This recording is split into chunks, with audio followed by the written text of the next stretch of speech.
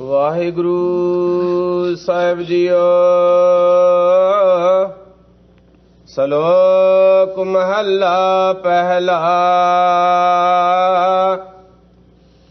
ਤੁਧ ਭਾਵੈ ਤਾਂ ਵਾਵਹਿ ਗਾਵਹਿ, ਤੁਧ ਭਾਵੈ ਜਲ ਨਾਵਹਿ। ਜਾਂ ਤੁਧ ਭਾਵਹਿ ਤਾਂ ਕਰਹਿ ਵਿਭੂਤਾ, ਸਿੰਘੀ ਨਾਦ ਵਜਾਵਹਿ। ਤੁਧ ਭਾਵੈ ਤਾਂ ਵਾਵਹਿ ਗਾਵਹਿ, ਤੁਧ ਭਾਵੈ ਜਲ ਨਾਵਹਿ। ਜਾਂ ਤੁਧ ਭਾਵੈ ਤਾਂ ਕਰਹਿ ਵਿਭੂਤਾ, ਸਿੰਘੀ ਨਾਦ ਵਜਾਵਹਿ। ਜਾਂ ਤੁਧ ਭਾਵੈ ਤਾਂ ਪੜ੍ਹੈ ਕਤੇਬਾ, ਮੁਲਾ ਸੇਖ ਕਹਾਵਹਿ। ਜਾਂ ਤੁਧ ਭਾਵੈ ਤਾਂ ਹੋਵਹਿ ਰਾਜੇ, ਰਸ ਕਸ ਬਹੁਤ ਕਮਾਵਹਿ। ਜਾਂ ਤੁਧ ਭਾਵੈ ਤੇਗ ਵਗਾਵਹਿ, ਸਿਰ ਮੁੰਡੀ ਕਟ ਜਾਵਹਿ।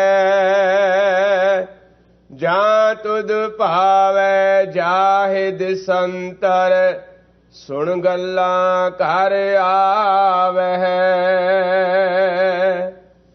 ਜਾਂ ਤੁਧ ਭਾਵੈ ਨਾਇ ਰਚਾਵਹਿ,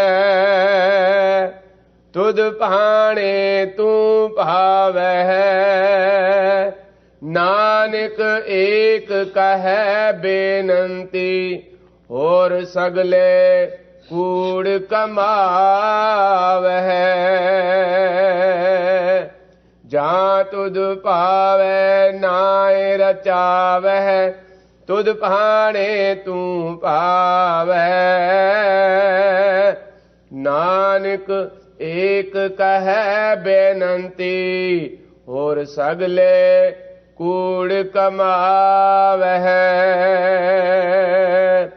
ਤੁਧ ਭਾਵੈ ਤਾਂ ਵਾਵਹਿ ਗਾਵਹਿ, ਤੁਧ ਭਾਵੈ ਜਲ ਨਾਵਹਿ।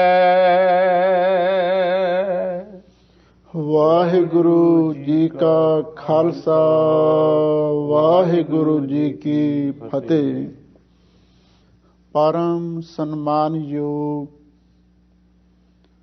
ਸਤਿਗੁਰੂ ਮਹਾਰਾਜ ਦੀ ਸਾਜੀ ਨਵਾਜੀ ਹੋਈ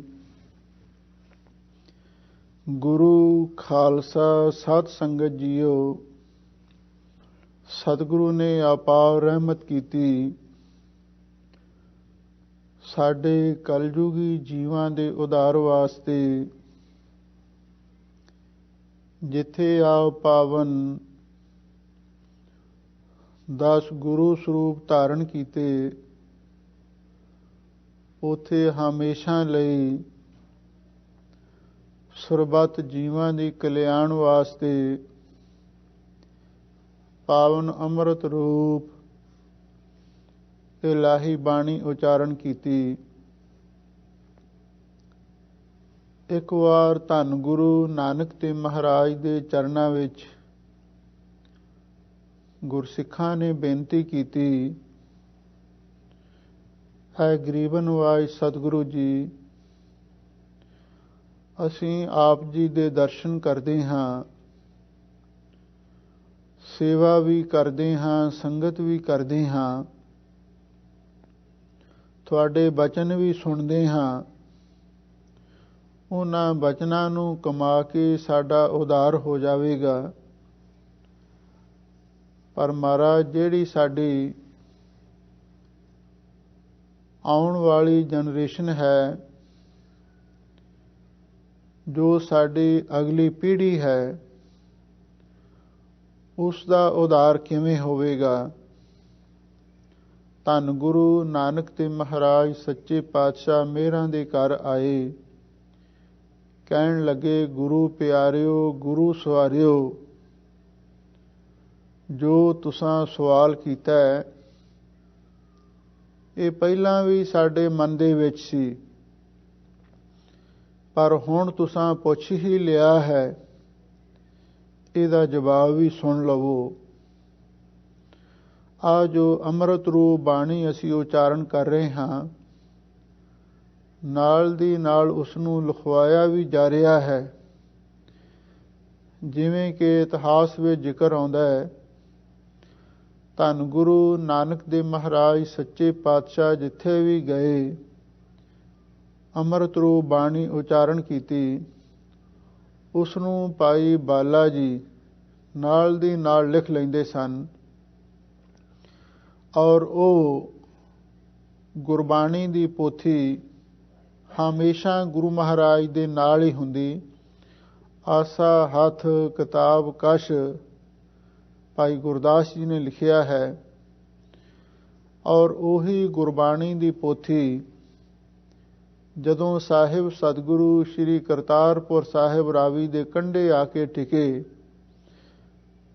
ਸਿੱਖੀ ਦਾ ਪਹਿਲਾ ਧਾਰਮਿਕ ਕੇਂਦਰੀ ਅਸਥਾਨ ਬਣਾਇਆ ਹੈ, ਔਰ ਉਹ ਸਾਰੀ ਬਾਣੀ ਧੰਨ ਗੁਰੂ ਅੰਗਦ ਦੇਵ ਮਹਾਰਾਜ ਸੱਚੇ ਪਾਤਸ਼ਾਹ ਨੂੰ ਬਖਸ਼ਿਸ਼ ਕੀਤੀ ਅਤੇ ਨਾਲ ਹੀ ਹੁਕਮ ਕੀਤਾ ਕਿ ਭਾਈ ਲਹਿਣਿਆਂ ਸਾਰੀ ਬਾਣੀ ਨੂੰ ਤਰਤੀਬ ਦੇ ਨਾਲ ਲਿਖਣਾ ਹੈ।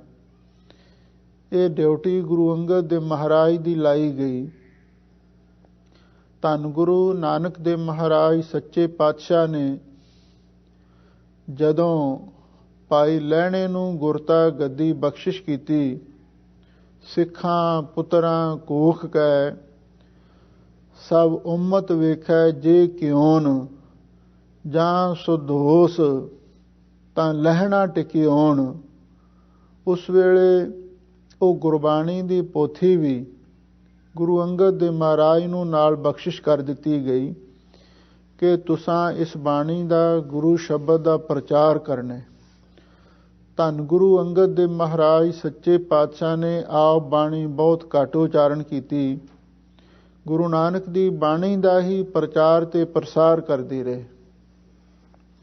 ਧੰਨ ਗੁਰੂ ਨਾਨਕ ਦੇਵ ਮਹਾਰਾਜ ਸੱਚੇ ਪਾਤਸ਼ਾਹ ਨੇ ਗੁਰਸਿੱਖਾਂ ਨੂੰ ਆਖਿਆ ਕਿ ਐ ਗੁਰਸਿੱਖੋ, ਐ ਗੁਰੂ ਦੇ ਪਿਆਰਿਓ, ਅਸੀਂ ਤੁਹਾਡੀ ਖਾਤਰ ਇਹ ਅੰਮ੍ਰਿਤ ਰੂਪ ਬਾਣੀ ਉਚਾਰਨ ਕਰ ਰਹੇ ਹਾਂ।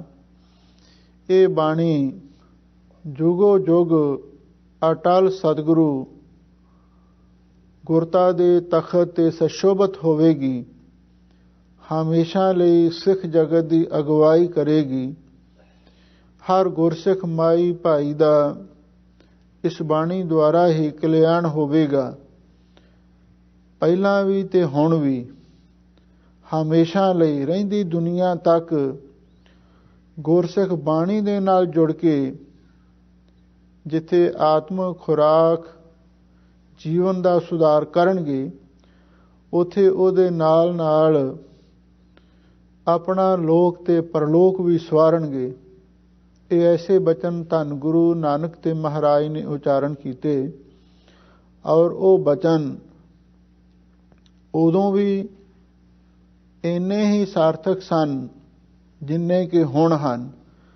ਜਿੰਨੀ ਗੁਰਬਾਣੀ ਦੀ ਹੁਣ ਲੋੜ ਹੈ, ਹਰ ਗੁਰਸਿੱਖ ਮਾਈ ਭਾਈ ਨੂੰ ਮੈਂ ਗੁਰਬਾਣੀ ਆਧਾਰ ਹੈ, ਗੁਰਬਾਣੀ ਲਾਗ ਰਹਾਉ, ਹਮੇਸ਼ਾ ਲਈ ਇਹਦੀ ਲੋੜ ਰਵੇਗੀ। ਜਿਹੜੀ ਆਤਮਿਕ ਭੁੱਖ ਹੈ ਉਹਨੂੰ ਗੁਰੂ ਦੀ ਬਾਣੀ ਹੀ ਤ੍ਰਿਪਤ ਕਰ ਸਕਦੀ ਹੈ। ਇਸ ਲਈ ਇਹ ਇੱਕ ਐਸਾ ਅੰਮ੍ਰਿਤ ਭੋਜਨ ਹੈ, ਥਾਲ ਵਿੱਚ ਤਿੰਨ ਵਸਤੂ ਪਈਓ, ਸਤ ਸੰਤੋਖ ਵਿਚਾਰੋ, ਅੰਮ੍ਰਿਤ ਨਾਮ ਠਾकुर का पयो, जिसका सबस आधारो, जे को खावै जे को पुंचै, तिसका होए उधारो। ਇਹ ਵਸਤ ਤਜੀ ਨਹਿ ਜਾਈ, ਨਿਤ ਨਿਤ ਰਖ ਉਰ ਧਾਰੋ, ਤਮ ਸੰਸਾਰ ਚਰਨ ਲਗ ਤਰੀਐ, ਸਭ ਨਾਨਕ ਬ੍ਰਹਮ ਪਸਾਰੋ। ਇਹ ਐਸਾ ਆਤਮਿਕ ਭੋਜਨ ਹੈ, ਹਜ਼ੂਰ ਕਹਿੰਦੇ ਜਿਹੜਾ ਵੀ ਇਸ ਨੂੰ ਖਾਂਦਾ ਹੈ, ਜਿਹੜਾ ਵੀ ਇਸ ਨੂੰ ਭੋਗਦਾ ਹੈ, ਪਹੁੰਚਦਾ ਹੈ, ਉਸ ਦਾ ਇਹ ਉਧਾਰ ਹੋ ਜਾਂਦਾ ਹੈ। ਕੋਈ ਗਾਵੈ ਕੋ ਸੁਣੈ, ਕੋਈ ਕਰੈ ਵਿਚਾਰ, ਕੋ ਉਪਦੇਸ਼ੈ ਕੋ ਦ੍ਰਿੜੈ, ਤਿਸਕਾ ਹੋਏ ਉਧਾਰ। ਧਨ ਹਨ ਉਹ ਗੁਰਸਿੱਖ ਮਾਈ ਭਾਈ ਜੋ ਇਸ ਗੁਰਬਾਣੀ ਦੁਆਰਾ ਆਪਣੀ ਆਤਮਕ ਭੁੱਖ ਨੂੰ ਸ਼ਾਂਤ ਕਰਦੇ ਹਨ, ਔਰ ਬਾਣੀ ਹੀ ਸਾਡੀ ਰੂਹ ਨੂੰ ਤੇ ਆਤਮਾ ਨੂੰ ਸ਼ਾਂਤੀ ਪ੍ਰਦਾਨ ਕਰ ਸਕਦੀ ਹੈ। ਧੰਨ ਗੁਰੂ ਨਾਨਕ ਦੇਵ ਮਹਾਰਾਜ ਸੱਚੇ ਪਾਤਸ਼ਾਹ ਮਾਝ ਰਾਗ ਦੀ ਵਾਰ ਦੇ 15ਵੇਂ ਸ਼ਲੋਕ ਦੇ ਅੰਦਰ ਸਾਨੂੰ ਪਾਵਨ ਪਵਿੱਤਰ ਉਪਦੇਸ਼ ਬਖਸ਼ਿਸ਼ ਕਰ ਰਹੇ ਹਨ। ਇਸ 14ਵੇਂ ਸ਼ਲੋਕ ਦੇ ਅੰਦਰ ਧੰਨ ਗੁਰੂ ਨਾਨਕ ਦੇਵ ਮਹਾਰਾਜ ਸੱਚੇ ਪਾਤਸ਼ਾਹ ਨੇ ਇਹ ਗੱਲ ਸਾਨੂੰ ਸਮਝਾਉਣ ਦਾ ਯਤਨ ਕੀਤਾ ਹੈ। ਦੁਨੀਆ ਵਿੱਚ ਬਹੁਤ ਸਾਰੇ ਲੋਕ ਨੇ, ਕੋਈ ਕਿਸੇ ਪਾਸੇ ਲੱਗਿਆ ਹੋਇਆ, ਕੋਈ ਕਿਸੇ ਪਾਸੇ ਲੱਗਿਆ ਹੋਇਆ ਹੈ। ਅਸਲੀ ਉਹਨਾਂ ਦਾ ਮਨੋਰਥ ਹੈ ਕਿ ਅਸੀਂ ਵਾਹਿਗੁਰੂ ਦੇ ਦਰ ਪ੍ਰਵਾਨ ਹੋ ਜਾਵੀਏ, ਪਰ ਉਹਨਾਂ ਨੂੰ ਇਹ ਨਹੀਂ ਪਤਾ ਵਾਹਿਗੁਰੂ ਦੇ ਦਰ ਵਿੱਚ ਪ੍ਰਵਾਨ ਕਿਵੇਂ ਹੋਇਆ ਜਾ ਸਕਦਾ ਹੈ। ਯਤਨ ਜਾਰੀ ਨੇ, ਕੋਈ ਕੁਝ ਕਰ ਰਿਹਾ ਹੈ, ਕੋਈ ਕੁਝ ਕਰ ਰਿਹਾ ਹੈ, ਪਰ ਨਾਲ ਹੀ ਸਤਿਗੁਰੂ ਇਹ ਵੀ ਗੱਲ ਆਖ ਰਹੇ ਨੇ ਵੀ ਜੋ ਵੀ ਕੁਝ ਹੋ ਰਿਹਾ ਹੈ, ਜੋ ਵੀ ਕੁਝ ਕਰ ਰਿਹਾ ਹੈ ਵਾਹਿਗੁਰੂ ਦੇ ਭਾਣੇ ਦੇ ਵਿੱਚ। ਹੁਕਮ ਹੈ ਅੰਦਰ ਸਭ ਕੋ, ਬਾਹਰ ਹੁਕਮ ਨਾ ਕੋਏ, ਨਾਨਕ ਹੁਕਮ ਹੈ ਜੇ ਬੁਝੈ, ਤਾਂ ਹਉਮੈ ਕਹਿ ਨਾ ਕੋਈ।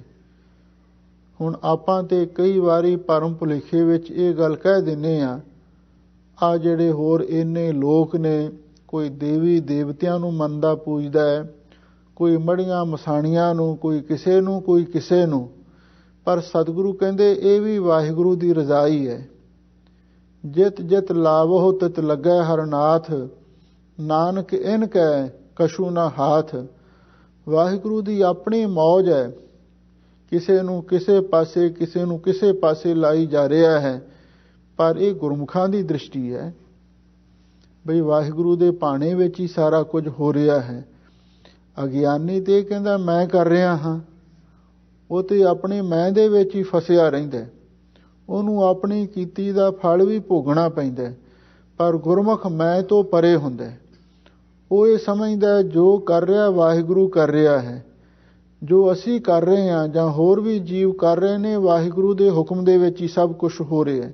ਇਹ ਗੁਰਮੁਖ ਦੀ ਅਵਸਥਾ ਹੁੰਦੀ ਹੈ। ਲਓ ਹੁਣ ਧੰਨ ਗੁਰੂ ਨਾਨਕ ਦੇਵ ਮਹਾਰਾਜ ਸੱਚੇ ਪਾਤਸ਼ਾਹ ਗੁਰਮੁਖ ਦੀ ਅਵਸਥਾ ਦਾ ਨਿਰਣਾ ਕਰ ਰਹੇ ਨੇ। ਸੰਗਤਾਂ ਪ੍ਰੇਮ ਦੇ ਨਾਲ ਸੁਣੋ ਤੇ ਇੱਕ ਵਾਰੀ ਪਿਆਰ ਦੇ ਨਾਲ ਆਖੋ ਸਤਿਨਾਮ ਸ੍ਰੀ ਵਾਹਿਗੁਰੂ ਸਾਹਿਬ ਜੀਓ। ਸ਼ਲੋਕ ਮਹੱਲਾ ਪਹਿਲਾ। ਤੁਧ ਭਾਵੈ ਤਾਂ ਵਾਵਹਿ ਗਾਵਹਿ, ਤੁਧ ਭਾਵੈ ਜਲ ਨਾਵਹਿ। ਧੰਨ ਗੁਰੂ ਨਾਨਕ ਦੇਵ ਮਹਾਰਾਜ ਸੱਚੇ ਪਾਤਸ਼ਾਹ ਫਰਮਾਉਂਦੇ ਹਨ, ਹੇ ਵਾਹਿਗੁਰੂ ਜੀ, ਤੁਧ ਭਾਵੈ ਜਦੋਂ ਤੈਨੂੰ ਪਾਉਂਦਾ ਹੈ। ਕੁਝ ਉਹ ਵੀ ਲੋਕ ਹਨ ਜਿਵੇਂ ਰਾਸ ਧਾਰੀਏ ਨੇ, ਤਾਂ ਵਾਵਹਿ ਗਾਵਹਿ, ਉਹ ਸਾਜ਼ ਵਜਾਉਂਦੇ ਨੇ ਤੇ ਨਾਲ ਗਾਉਂਦੇ ਵੀ ਹਨ। ਬਹੁਤ ਸਾਰੇ ਦੁਨੀਆ ਵਿੱਚ ਰਾਗੀ ਵੀ ਹਨ, ਕੀਰਤਨੀਏ ਵੀ ਹਨ। ਉਹ ਵੀ ਜੋ ਕੁਝ ਕਰਦੇ ਨੇ ਵਾਹਿਗੁਰੂ ਦੇ ਭਾਣੇ ਦੇ ਵਿੱਚ ਹੀ ਹੈ। ਹਜ਼ੂਰ ਕਹਿੰਦੇ ਤੁਧ ਭਾਵੈ ਤਾਂ ਵਾਵਹਿ ਗਾਵੈ, ਜਦੋਂ ਤੈਨੂੰ ਪਾਉਂਦਾ ਤਾਂ ਕੁਝ ਲੋਕ ਉਹ ਨੇ ਜਿਹੜੇ ਸਾਜ਼ ਵੀ ਵਜਾਉਂਦੇ ਨੇ ਤੇ ਨਾਲ ਤੇਰੇ ਜਸ ਨੂੰ ਵੀ ਗਾਉਂਦੇ ਹਨ। ਤੁਧ ਭਾਵੈ ਜਲ ਨਾਵੈ ਹੈ, ਇਹ ਨਾਵੈ ਪਾਠ ਨਹੀਂ ਕਰਨਾ, ਨਾਵੈ ਹੈ ਉਚਾਰਨ ਕਰਨਾ, ਕਿਉਂਕਿ ਇੱਥੇ ਇਸ਼ਨਾਨ ਦਾ ਵਾਚਕ ਹੈ, ਨਹਾਉਣ ਦਾ ਵਾਚਕ ਹੈ। ਹਜ਼ੂਰ ਕਹਿੰਦੇ ਤੁਧ ਭਾਵੈ ਜਲ ਨਾਵੈ ਹੈ, ਹੇ ਵਾਹਿਗੁਰੂ ਜਦੋਂ ਤੈਨੂੰ ਪਾਉਂਦਾ ਹੈ। ਕਈ ਇਹੋ ਜਿਹੇ ਵੀ ਮਨੁੱਖ ਨੇ ਜਿਹੜੇ ਜਲ ਦੇ ਵਿੱਚ ਜਾ ਕੇ ਇਸ਼ਨਾਨ ਕਰਦੇ ਨੇ, ਉਹ ਇਹ ਸਮਝਦੇ ਨੇ ਬਈ ਤੀਰਥਾਂ ਵਿੱਚ ਇਸ਼ਨਾਨ ਕਰਕੇ ਹੀ ਮੁਕਤੀ ਮਿਲ ਜਾਂਦੀ ਹੈ। ਇਸ ਖਿਆਲ ਦੇ ਨਾਲ ਬਹੁਤ ਸਾਰੇ ਲੋਕ, ਰਾਸ ਧਾਰੀਏ ਲੋਕ ਸਾਜ਼ ਵਜਾਉਂਦੇ ਨੇ ਤੇ ਨਾਲ ਭਜਨ ਵੀ ਗਾਉਂਦੇ ਹਨ। ਤੇ ਕੁਝ ਐਸੇ ਲੋਕ ਨੇ ਜਿਹੜੇ ਤੀਰਥਾਂ ਦੇ ਜਲ ਦੇ ਵਿੱਚ ਜਾ ਕੇ ਇਸ਼ਨਾਨ ਕਰਦੇ ਹਨ। ਜਾਂ ਤੁਧ ਭਾਵਹਿ ਤਾਂ ਕਰਹਿ ਵਿਭੂਤਾ, ਸਿੰਘੀ ਨਾਦ ਵਜਾਵਹਿ।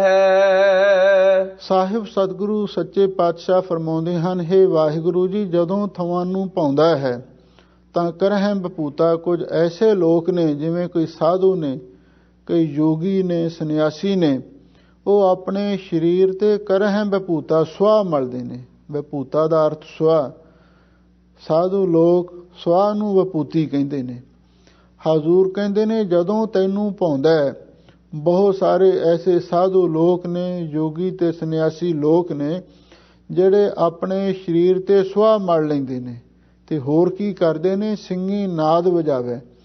ਇੱਕ ਹਰਨ ਦੇ ਸਿੰਘ ਦੀ ਪੀਪਣੀ ਜੀ ਬਣਾਈ ਹੁੰਦੀ ਹੈ ਤੇ ਯੋਗੀ ਉਸ ਨੂੰ ਵਜਾਉਂਦੇ ਨੇ ਤੇ ਨਾਦ ਕਹਿੰਦੇ ਨੇ ਸ਼ੰਖ ਨੂੰ, ਤੇ ਉਹ ਨਾਦ ਵੀ ਪੂਰਦੇ ਨੇ, ਸ਼ੰਖ ਵੀ ਵਜਾਉਂਦੇ ਹਨ। ਕਿਉਂਕਿ ਆਮ ਯੋਗੀਆਂ ਦੇ ਵਿੱਚ ਜਦੋਂ ਕਹਿੰਦੇ ਭੰਡਾਰਾ ਤਿਆਰ ਹੁੰਦਾ ਹੈ, ਉਸ ਵੇਲੇ ਉਹ ਸਿੰਘੀ ਦਾ ਨਾਦ ਵਜਾਉਂਦੇ ਨੇ, ਤੇ ਜਿਹੜੇ ਸਾਧੂ ਡੇਰਿਆਂ ਦੇ ਵਿੱਚ ਉਸ ਵੇਲੇ ਸ਼ੰਖ ਵਜਾਉਂਦੇ ਸਨ। ਇਹ ਵੀ ਇੱਕ ਉਹਨਾਂ ਦੀ ਆਪਣੀ ਰਸਮ ਸੀ, ਆਪਣੀ ਮਰਜ਼ਾਦਾ ਸੀ।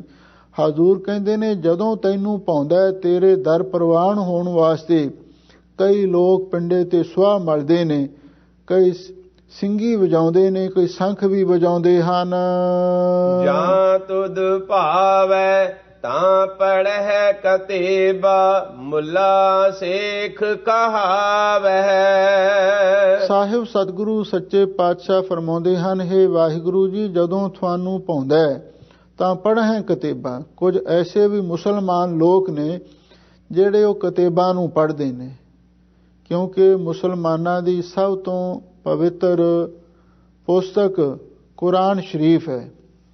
ਤੇ ਮੁਸਲਮਾਨਾਂ ਦੇ ਕੁਝ ਹੋਰ ਵੀ ਫਿਰਕੇ ਨੇ ਔਰ ਉਹਨਾਂ ਦੀਆਂ ਹੋਰ ਵੀ ਧਾਰਮਿਕ ਪੁਸਤਕਾਂ ਨੇ, ਜਿਵੇਂ ਜਿਹੜੇ ਈਸਾਈ ਲੋਕ ਨੇ ਹੈ, ਇਹਨਾਂ ਦਾ ਵੀ ਮੁਸਲਮਾਨਾਂ ਦੇ ਨਾਲ ਹੀ ਮਿਲਦਾ ਜੁਲਦਾ ਧਰਮ। ਇਹ ਬਾਈਬਲ ਨੂੰ, ਅੰਜੀਲ ਨੂੰ ਪਵਿੱਤਰ ਮੰਨਦੇ ਨੇ। ਹਜ਼ੂਰ ਕਹਿੰਦੇ ਜਦੋਂ ਤੈਨੂੰ ਭਾਉਂਦਾ, ਉਸ ਵੇਲੇ ਮੁਸਲਮਾਨ ਲੋਕ ਉਹ ਆਪਣੀਆਂ ਜਿਹੜੀਆਂ ਧਾਰਮਿਕ ਪੁਸਤਕਾਂ ਨੇ, ਕੁਰਾਨ ਸ਼ਰੀਫ ਹੈ, ਅੰਜੀਲ ਹੈ, ਤੌਰੇਤ ਹੈ, ਜੰਬੂਰ ਹੈ, ਇਹ ਧਾਰਮਿਕ ਪੁਸਤਕਾਂ ਨੇ, ਚਾਰ ਮੁੱਖ ਇਸਲਾਮ ਦੀਆਂ ਮੰਨੀਆਂ ਹੋਈਆਂ। ਹਜ਼ੂਰ ਕਹਿੰਦੇ ਜਦੋਂ ਤੈਨੂੰ ਭਾਉਂਦਾ ਤਾਂ ਉਸ ਵੇਲੇ ਮੁਸਲਮਾਨ ਲੋਕ ਉਹਨਾਂ ਧਾਰਮਿਕ ਪੁਸਤਕਾਂ ਨੂੰ ਪੜ੍ਹਦੇ ਨੇ। ਮੁੱਲਾ ਸ਼ੇਖ ਕਹਾਵੇ ਹੈ, ਆਪਣੇ ਆਪ ਨੂੰ ਮੁੱਲਾ, ਮੌਲਵੀ ਤੇ ਸ਼ੇਖ ਅਖਵਾਉਂਦੇ ਹਨ। ਜਾਂ ਤੁਧ ਭਾਵੈ ਤਾਂ ਹੋਵਹਿ ਰਾਜੇ, ਰਸ ਕਸ ਬਹੁਤ ਕਮਾਵਹਿ। ਸਾਹਿਬ ਸਤਿਗੁਰੂ ਸੱਚੇ ਪਾਤਸ਼ਾਹ ਫਰਮਾਉਂਦੇ ਨੇ, ਹੇ ਵਾਹਿਗੁਰੂ ਜੀ, ਜਦੋਂ ਤੁਹਾਨੂੰ ਭਾਉਂਦਾ ਤੇ ਕੁਝ ਐਸੇ ਵੀ ਲੋਕ ਨੇ ਜਿਹੜੇ ਰਾਜੇ ਬਣ ਜਾਂਦੇ ਨੇ, ਬਾਦਸ਼ਾਹ ਬਣ ਜਾਂਦੇ ਨੇ, ਸਮਰਾਟ ਬਣ ਜਾਂਦੇ ਹਨ। ਤੇ ਫਿਰ ਉਹ ਕਰਦੇ ਕੀ ਨੇ, ਰਸ ਕਸ ਬਹੁਤ ਕਮਾਵੇ। ਉਹ ਬਹੁਤ ਸਾਰੇ ਰਸਾਂ ਕਸਾਂ ਨੂੰ ਭੋਗਦੇ ਨੇ, ਬਹੁਤ ਤਰ੍ਹਾਂ ਦੇ ਉਹ ਪਦਾਰਥਾਂ ਦੇ, ਨਸ਼ਿਆਂ ਦੇ, ਵਿਸ਼ਿਆਂ ਦੇ ਰਸ ਭੋਗਦੇ ਹਨ। ਜਾਂ ਤੁਧ ਭਾਵੈ ਤੇਗ ਵਗਾਵਹਿ, ਸਿਰ ਮੁੰਡੀ ਕਟ ਜਾਵਹਿ।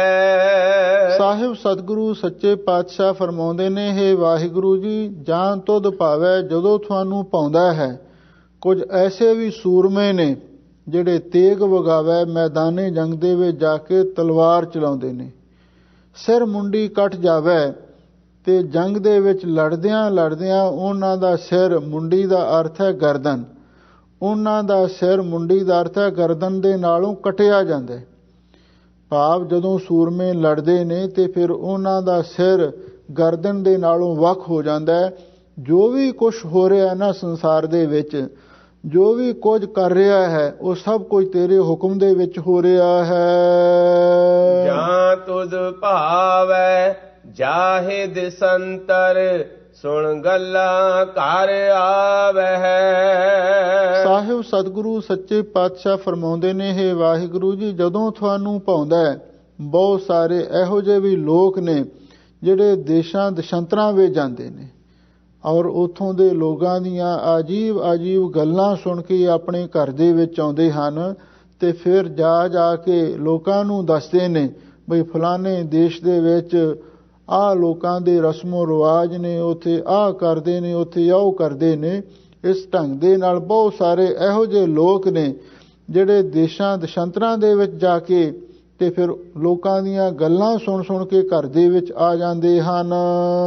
ਜਾਂ ਤੁਧ ਭਾਵੈ ਨਾਇ ਰਚਾਵਹਿ, ਤੁਧ ਭਾਣੇ ਤੂੰ ਪਾਵਹਿ। ਧੰਨ ਗੁਰੂ ਨਾਨਕ ਦੇਵ ਮਹਾਰਾਜ ਸੱਚੇ ਪਾਤਸ਼ਾਹ ਫਰਮਾਉਂਦੇ ਨੇ, ਹੇ ਵਾਹਿਗੁਰੂ ਜੀ, ਜਾਂ ਤੁਧ ਭਾਵੈ, ਜਦੋਂ ਤੁਹਾਨੂੰ ਪਾਉਂਦਾ ਹੈ ਤਾਂ ਨਾਇ ਰਚਾਵੈ, ਜਿਹੜੇ ਤੇਰੇ ਪਿਆਰੇ ਨੇ। ਜਾਂ ਤੁਧ ਭਾਵੈ ਨਾਇ ਰਚਾਵੈ, ਜਦੋਂ ਤੈਨੂੰ ਪਾਉਂਦਾ ਜਿਹੜੇ ਤੇਰੇ ਪਿਆਰੇ ਨੇ ਤੂੰ ਉਹਨਾਂ ਨੂੰ ਨਾਮ ਦੇ ਵਿੱਚ ਰਚਾ ਦੇਣਾ। ਇਹ ਹੁਣ ਜਿਹੜੀ ਅਸਲੀ ਤੱਤ ਦੀ ਗੱਲ ਹੈ, ਨਿਚੋੜ ਦੀ ਗੱਲ ਹੈ, ਉਹ ਗੁਰੂ ਮਹਾਰਾਜ ਕਹਿਣ ਲੱਗੇ ਹਨ ਵੀ ਜਦੋਂ ਤੈਨੂੰ ਪਾਉਂਦਾ ਜਿਹੜੇ ਤੇਰੇ ਪਿਆਰੇ ਨੇ, ਜਿਨ੍ਹਾਂ ਤੇ ਤੂੰ ਆਪ ਤਰੁੱਠਦਾ ਉਹਨਾਂ ਨੂੰ ਆਪਣੇ ਨਾਮ ਦੇ ਵਿੱਚ ਰਚਾਵੈ ਹੈ, ਤਦਾਕਾਰ ਕਰ ਦੇਣਾ ਹੈ। ਤੁਧ ਭਾਣੇ ਤੂੰ ਪਾਵੈ ਹੈ, ਉਹ ਤੁਧ ਭਾਣੇ ਉਹ ਤੇਰੇ ਮਨ ਨੂੰ ਪਾ ਜਾਂਦੇ ਨੇ ਤੇ ਤੂੰ ਭਾਵੇਂ ਤੂੰ ਉਹਨਾਂ ਦੇ ਮਨ ਨੂੰ ਪਾ ਜਾਂਦਾ। ਇਹਦਾ ਮਤਲਬ ਇਹ ਹੈ, ਠੀਕ ਹੈ, ਰੱਬ ਨੂੰ ਖੁਸ਼ ਕਰਨ ਵਾਸਤੇ ਯਤਨ ਤਾਂ ਸਾਰੀ ਦੁਨੀਆ ਕਰਦੀ ਹੈ, ਸਾਰੇ ਧਰਮ ਕਰਦੇ ਨੇ ਤੇ ਸਾਰੇ ਧਰਮਾਂ ਦੇ ਲੋਕ ਵੀ ਕਰਦੇ ਹਨ, ਪਰ ਹਜ਼ੂਰ ਕਹਿੰਦੇ ਨੇ ਜਿਨ੍ਹਾਂ ਤੇ ਰੱਬ ਖੁਸ਼ ਹੁੰਦਾ ਹੈ ਨਾ, ਤੇ ਫਿਰ ਉਹਨਾਂ ਨੂੰ ਆਪਣੇ ਨਾਮ ਦੇ ਵਿੱਚ ਲਾ ਦਿੰਦਾ, ਨਾਮ ਦੇ ਵਿੱਚ ਜੋੜ ਦਿੰਦਾ। ਤੇ ਜਿਨ੍ਹਾਂ ਦੇ ਮਨ ਵਾਹਿਗੁਰੂ ਦੇ ਨਾਮ ਦੇ ਵਿੱਚ ਜੁੜ ਜਾਂਦੇ ਨੇ, ਤੁਧ ਭਾਣੇ ਉਹ ਤੈਨੂੰ ਪਾ ਜਾਂਦੇ ਨੇ ਤੇ ਤੂੰ ਭਾਵੇਂ ਤੂੰ ਉਹਨਾਂ ਦੇ ਮਨ ਨੂੰ ਪਾ ਜਾਣਾ।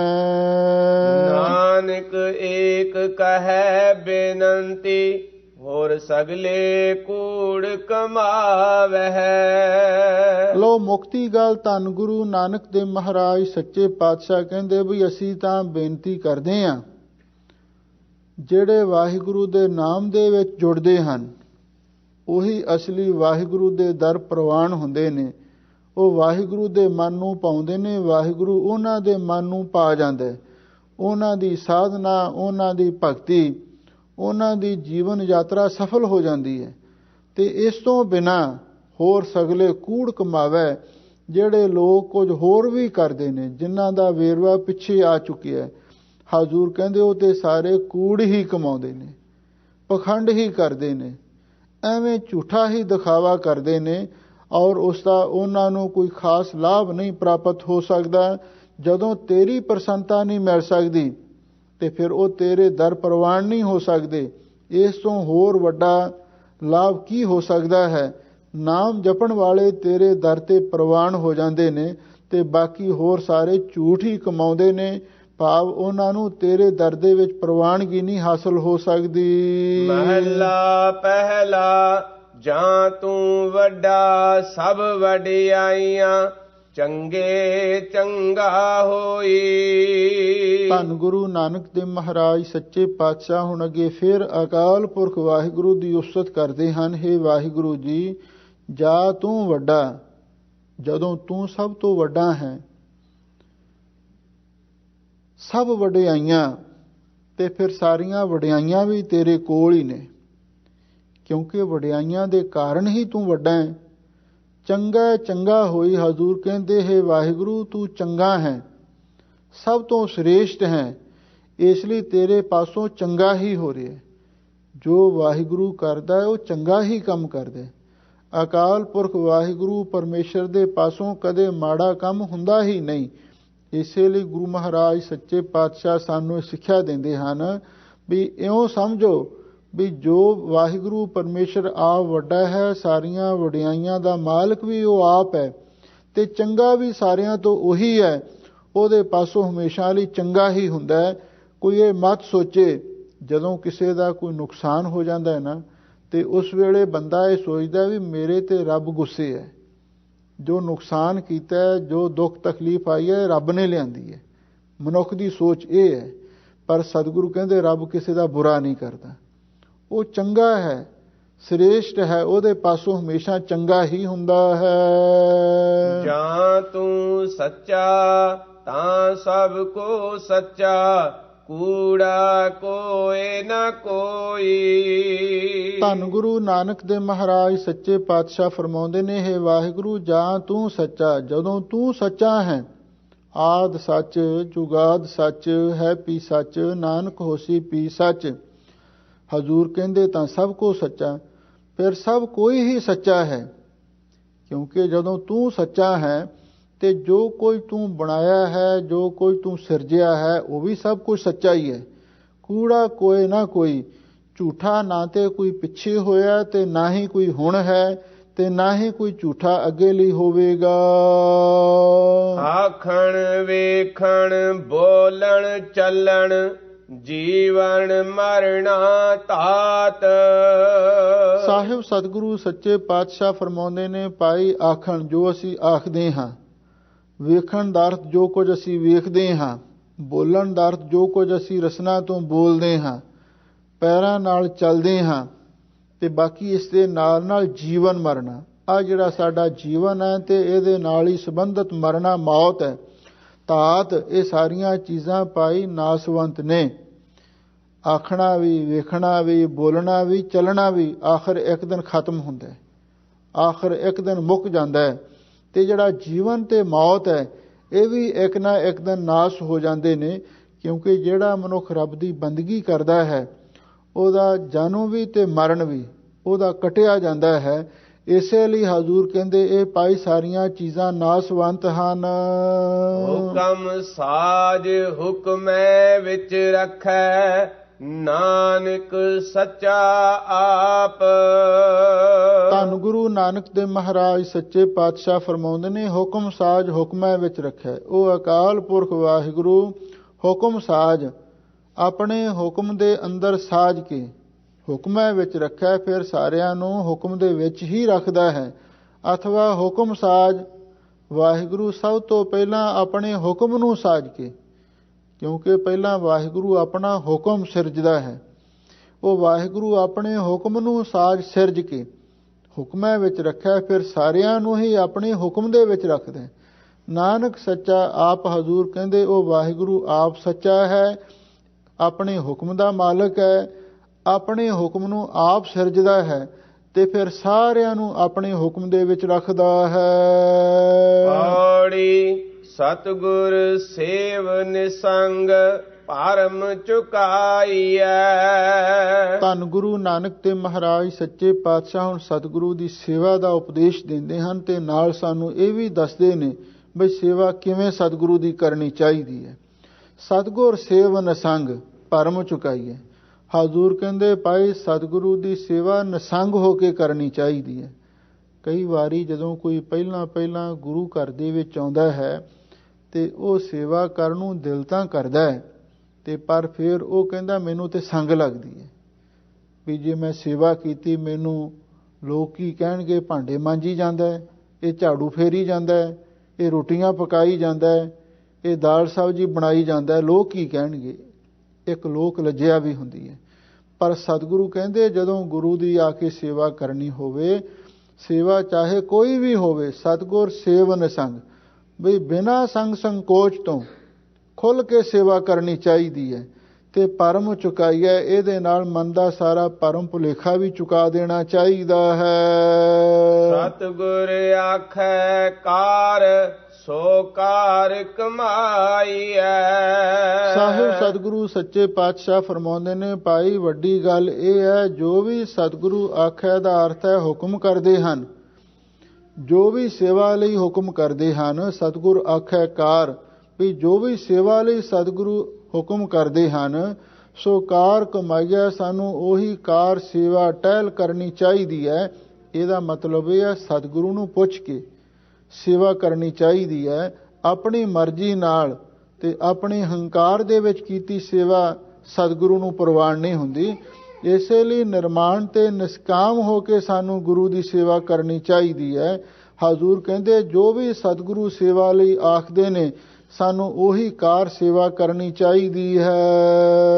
ਸਤਿਗੁਰ ਹੋਏ ਦਇਆਲ ਤਾਂ ਨਾਮ ਧਿਆਈਐ। ਸਾਹਿਬ ਸਤਿਗੁਰੂ ਸੱਚੇ ਪਾਤਸ਼ਾਹ ਫਰਮਾਉਂਦੇ ਨੇ, ਭਾਈ ਜਦੋਂ ਸਤਿਗੁਰੂ ਦਇਆਲ ਹੁੰਦੇ ਨੇ, ਜਦੋਂ ਸਤਿਗੁਰੂ ਮਿਹਰਬਾਨ ਹੁੰਦੇ ਨੇ ਤੇ ਫਿਰ ਨਾਮ ਤੇ ਆਈਏ, ਵਾਹਿਗੁਰੂ ਦੇ ਨਾਮ ਨੂੰ ਧਿਆਈਦਾ, ਕਿਉਂਕਿ ਸੇਵਾ ਨਾਲ ਸਤਿਗੁਰੂ ਪ੍ਰਸੰਨ ਹੁੰਦੇ ਨੇ।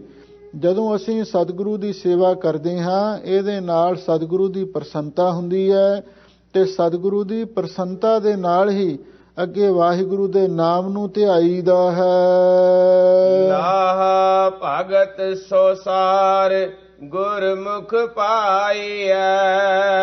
ਧੰਨ ਗੁਰੂ ਨਾਨਕ ਦੇਵ ਮਹਾਰਾਜ ਸੱਚੇ ਪਾਤਸ਼ਾਹ ਫਰਮਾਉਂਦੇ ਨੇ, ਜਿਹੜਾ ਵਾਹਿਗੁਰੂ ਦੀ ਭਗਤੀ ਦਾ ਲਾਹਾ ਉਹ ਸਾਰਿਆਂ ਤੋਂ ਸਾਰ ਸ੍ਰੇਸ਼ਟ ਹੈ। ਲਾਹਾ ਭਗਤ ਸੋ ਸਾਰ, ਜਿਹੜਾ ਵਾਹਿਗੁਰੂ ਪਰਮੇਸ਼ਰ ਦੀ ਭਗਤੀ ਦਾ ਸ੍ਰੇਸ਼ਟ ਲਾਹਾ ਹੈ, ਗੁਰਮੁਖ ਪਾਈਐ, ਉਹ ਵੀ ਗੁਰੂ ਦੀ ਕਿਰਪਾ ਦੇ ਨਾਲ ਪ੍ਰਾਪਤ ਕਰ ਲਈਦਾ ਹੈ।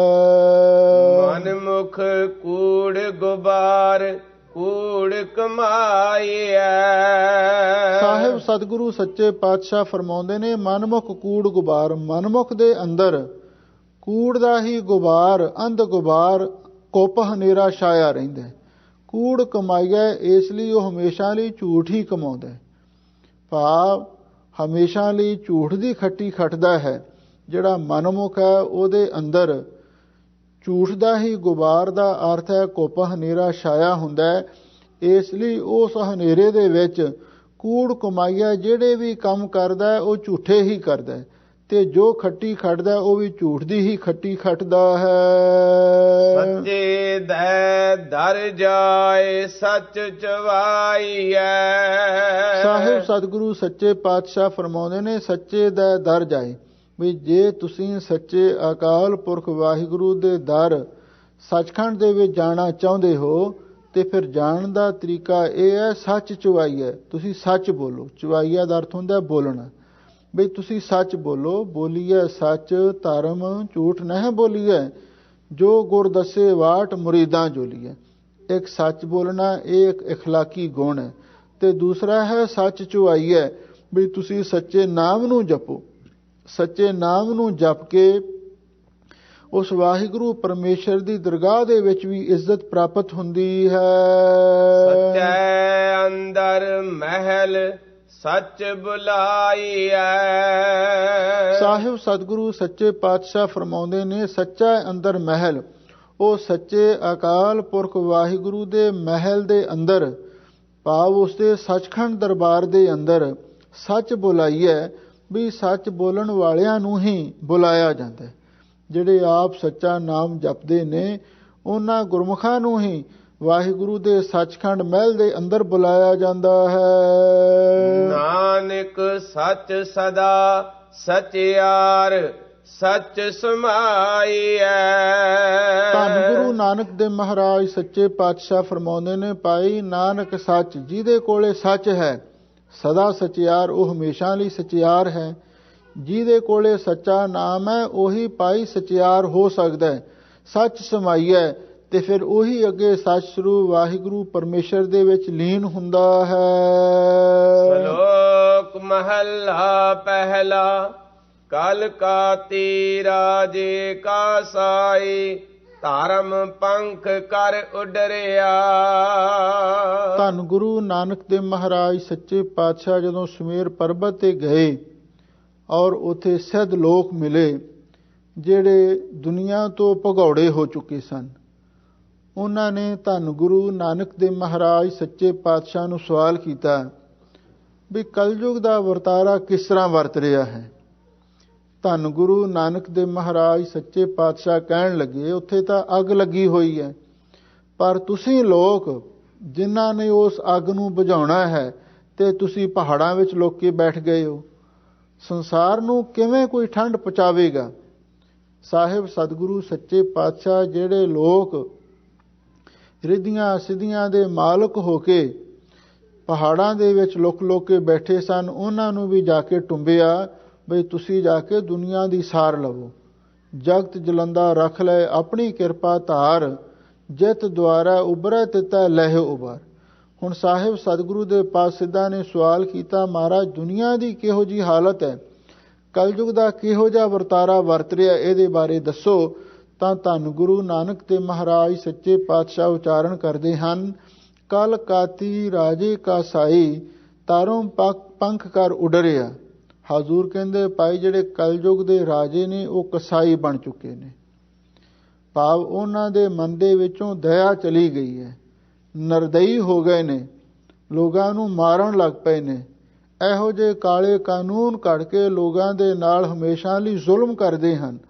ਕਲਯੁਗ ਦੇ ਰਾਜੇ ਕਸਾਈ ਬਣ ਚੁੱਕੇ ਹਨ ਤੇ ਕਲ ਕਾਤੀ ਉਹਨਾਂ ਦੇ ਹੱਥ ਵਿੱਚ ਜਿਹੜੀ ਕਲਮ ਤੇ ਕਾਨੂੰਨ ਦੀ ਛੁਰੀ ਪਕੜੀ ਹੋਈ ਹੈ, ਕਾਂਤੀ ਦਾ ਅਰਥ ਹੁੰਦਾ ਛੁਰੀ, ਉਹਦੇ ਨਾਲ ਜੀਵਾਂ ਨੂੰ ਕੋਹ ਕੇ ਮਾਰਦੇ ਨੇ।